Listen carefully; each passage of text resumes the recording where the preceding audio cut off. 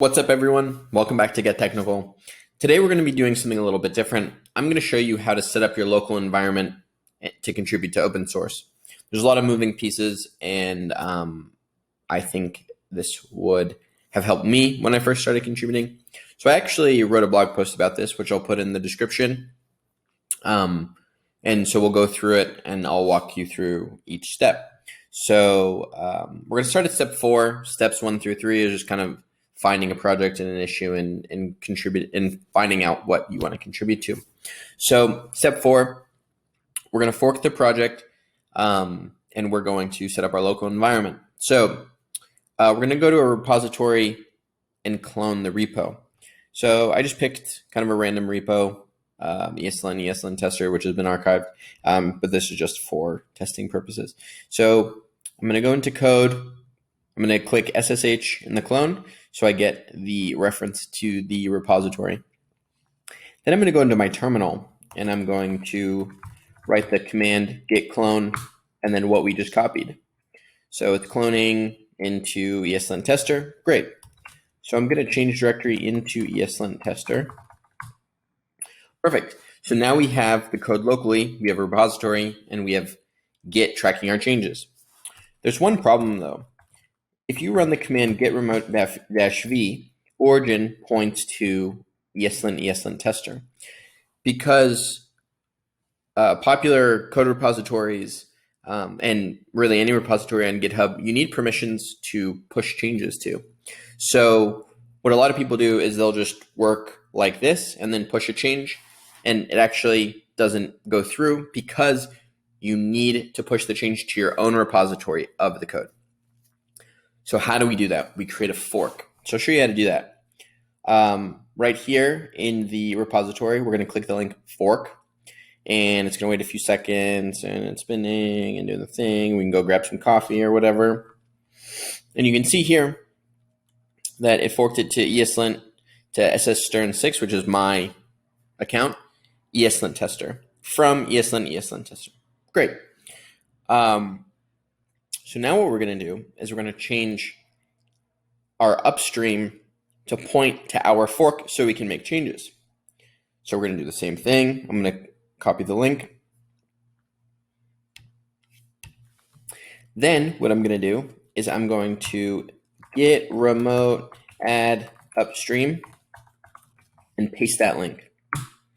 Perfect. So we're going to rerun the command we did before, git remote -v. So now you see we have origin, which is pointing to the original repository, which we cannot push to. And then we have upstream, which is the repository that we can push to, which is ours. So we're going to open our code editor. So I'm going to open a new folder and then ESLint tester. Cool. Sounds good. And then I'm going to make a change just to show you how this would work. I'm doing this on the fly, so bear with me. Okay, so I'm just going to add a space for the sake of our change.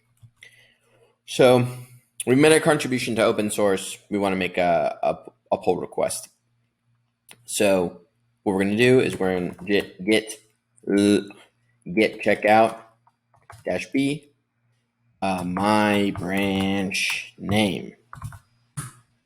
So we're going to run git status to see, okay, cool, I've made a change to this file. That's great. I'm going to add the change. I'm going to commit the change with my fancy. Actually, I'll actually write a real commit message. So add space to ESLint tester.js. Boom. So cool. So now we're going to push. So we can't push to origin. We're going to push to upstream head. So I'm going to hit enter. Oh, sorry. I have aliases for git. So I have to type git every time. So I'm going to push to upstream head. Upstream, like we saw before, is to my account, to my fork of ESLint tester. Sorry. So we're going to push. Cool. We're going to go back to our fork. Okay, cool. So now like GitHub's like, hey, you made a change. So we're going to compare and make a pull request. So Now you can see we made the change. It's all great. So the only thing you need to keep in mind here is we have a base and a head repository. So keep in mind that the base repository will always be the repository that you cloned, being ESLint, ESLint tester. Your head repository is the one that you're allowed to push to. So that would be SS_Stern6 ESLint tester. And then we're comparing my branch name against master, which this is all great and it does this automatically for you. Then we're going to create pull request. I'm not going to create a pull request because I don't really want to add this to the repository. So yeah, we're going to go back to the blog, see what we missed. We made a branch, update your local environment. These kinds of things are maintenance that I'll go through at another time. And then we add your changes, commit, and push your work. Perfect. Yeah, so I hope you learned something. Contributing to open source, I've talked about this before, is great for your networking, great for your development skill as an engineer, and it's a great way to find mentors to have really accomplished engineers reviewing your code. So setting up your environment is a little bit tricky. We did this in like under 5 or 6 minutes. If you have any questions, leave them in the comments below. Please subscribe. Let me know if you'd like to see anything else. Thank you so much. Hope you have an awesome day, and we'll see you soon.